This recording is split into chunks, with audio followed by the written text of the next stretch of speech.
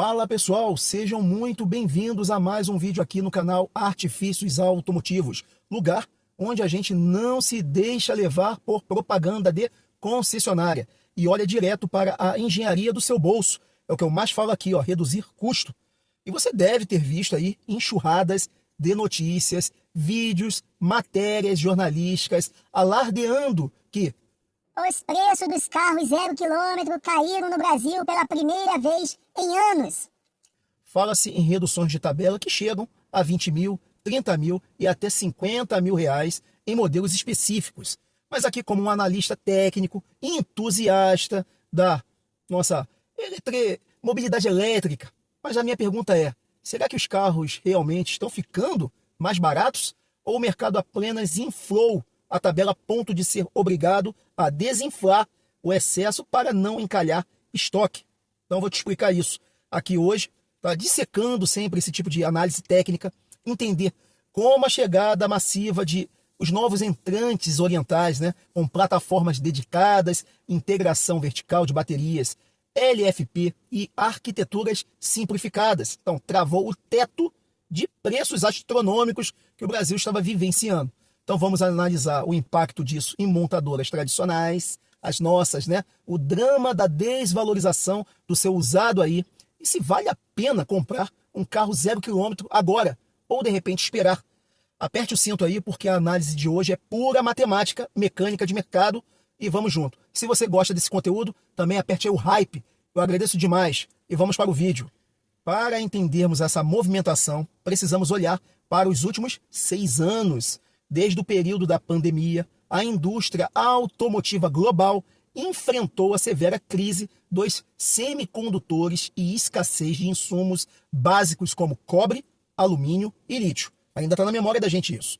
As montadoras tradicionais instaladas aqui no Brasil, sozinhas, adotaram uma estratégia. Diante de baixa capacidade de produção, priorizaram o mix de vendas de maior margem de lucro. Carros populares de entrada foram extintos ou reposicionados para faixas absurdas. Resultado, SUVs compactos com motorização 1.0 turbo chegaram a flertar com a barreira dos 180 mil a 200 mil reais, enquanto utilitários médios superaram a casa dos 250 mil reais. E eu lembro disso, ok? Porém, o mercado não opera no vácuo. Quando a oferta de componentes se normalizou e as novas montadoras entraram no nosso país com um modelo produtivo totalmente diferente, a conta passou a não fechar mais. O consumidor olhou para a prateleira e percebeu que a precificação praticada pelas nossas marcas tradicionais estava completamente fora da realidade técnica do produto que estava sendo entregue. Carro com plástico, rádio de 1990, vendendo a 140 mil reais. Por que então fabricantes como BYD, GWM, novas entrantes que vão chegar, Dongfeng, Agile, Leapmotor, conseguem colocar veículos extremamente equipados na faixa de 120 mil até 180 mil reais, forçando essa concorrência a se mexer? Vamos lá, calma os haters aí. A resposta não é apenas mão de obra barata na China ou incentivo fiscal estatal. Sob a ótica de engenharia, tá ok mesmo, existem 3 pilares fundamentais. Integração vertical máxima.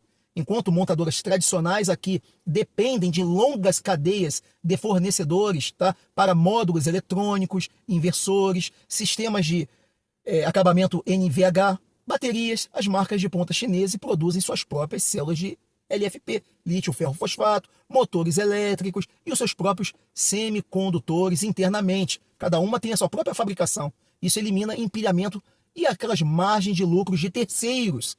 Também temos as plataformas nativas versus eletrificadas. Plataformas múltiplas adaptadas, como carros construídos sob arquiteturas dedicadas, como plataformas chamadas 3.0 e-Platform, né, da BYD, e a linha GEA, possuem redução drástica no número de componentes físicos também.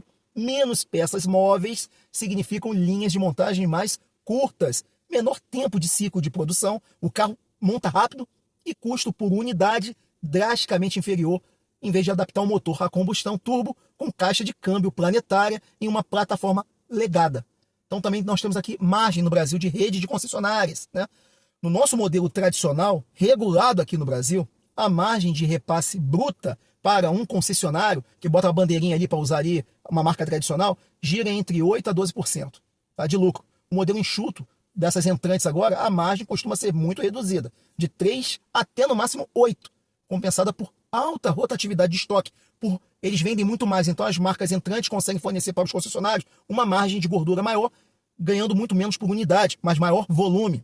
Também olhamos para recentes quedas de preço alardeadas no mercado. Então precisamos aqui também separar o joio do trigo, tá? Vamos pensar de maneira técnica. Existe uma categoria A chamada um erro de precificação de lançamento. Modelos que chegaram ao mercado, também tem elétricos também nessa história, tá? Com valores totalmente deslocados da realidade e concorrência, sofreram cortes secos de 30 mil, 50 mil na tabela oficial, tá? Pouquíssimos meses após o lançamento, tá? Por exemplo aqui, o Spark da Chevrolet. Isso aí não é promoção, é correção de erro de engenharia comercial. Quando uma fabricante reduz ali o preço de tabela de um veículo 100% elétrico, híbrido ou a combustão, 15% a 20% de uma hora para outra, ela está admitindo que a meta de vendas flopou e que o estoque naquele pátio está gerando custo, tá, de preço e depreciação, e até mesmo depreciação do componente químico do carro.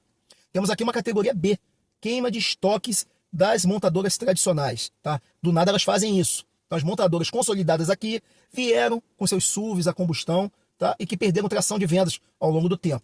Com a tabela oficial, muitas vezes é mantida alta, eles não baixam lá, para não destruir o valor residual da frota corporativa e também de locadoras. Então a estratégia delas é migrar para bônus direto de fábrica.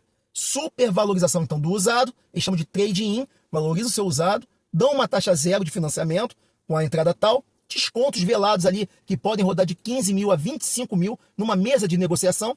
E se você precisar dar 20 mil de bônus para vender um SUV compacto 1.0 turbo, 3 cilindros, de 160 mil reais por 130 mil, né? O produto acaba sendo o valor de 130 mil no final. Ponto final, o valor do carro é aquele dali, realmente. Então aqui está o ponto mais crítico para você que sempre acompanha aqui o canal Artifícios Automotivos e gosta de cuidar do seu dinheiro, tá? Toda essa guerra de preços gera um efeito colateral inevitável. Se chama volatilidade do valor residual também do seu usado.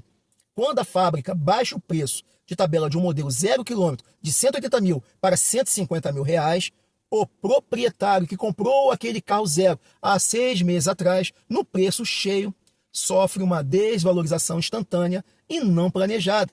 Então o mercado de seminovos é obrigado a sempre estar se reajustando às cotações para baixo, pois ninguém pagará 140 mil em um usado se o modelo zero agora está custando 150 mil com aquela garantia total inicial.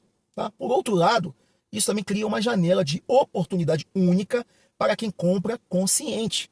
Às vezes eu falo para você aqui, dou dicas sobre isso, né? Segredo do cenário atual não é comprar por emoção de marca, mas sim por análise de valor de componente. Comprar também o carro por necessidade. Não adianta eu ser uma pessoa de cidade e comprar uma picape para andar em shopping, entendeu? Para concluir essa nossa análise técnica, a postura que você deve adotar diante desta reconfiguração de mercado automotivo brasileiro é a seguinte, eu sempre falo isso para vocês, não compre preço de tabela de lançamento. Qualquer veículo lançado no Brasil, e o Brasil é mestre nisso, sem aquela concorrência direta inicial, tende depois a passar por ajustes após 6 meses. Então espere curva de maturação do produto que você quer comprar. Exija também telemetria do negócio. Se você for negociar um carro tradicional a combustão, não aceite valor de vitrine. Exija bônus nessa troca, revisões inclusas ali com descontos reais direto na concessionária. O mercado está assim para o comprador e não para o vendedor. É você que decide. Avalie também a engenharia do produto. Um SUV, vamos prestar atenção aqui, 1.0 turbo a combustão, 3 cilindros de 150 mil reais, não entrega a mesma eficiência energética de silêncio de bordo, torque instantâneo de um modelo elétrico ou híbrido na mesma faixa de preço. Temos aí, por exemplo, o Yuan Pro híbrido, 150 mil. Então a engenharia evoluiu e o seu dinheiro deve acompanhar essa evolução. Pagar por 3 cilindros, concorrer banhado a óleo? Então, você está sentindo esse impacto de mudança de preços agora na hora de trocar um carro ou na avaliação do seu usado na concessionária? Isso é importante. Deixa aqui embaixo então o seu comentário, tá? Inscreva-se no canal para não perder essas análises técnicas, tá ok? E é independente de qualquer marca, tá? Deixa o hype, isso é importantíssimo.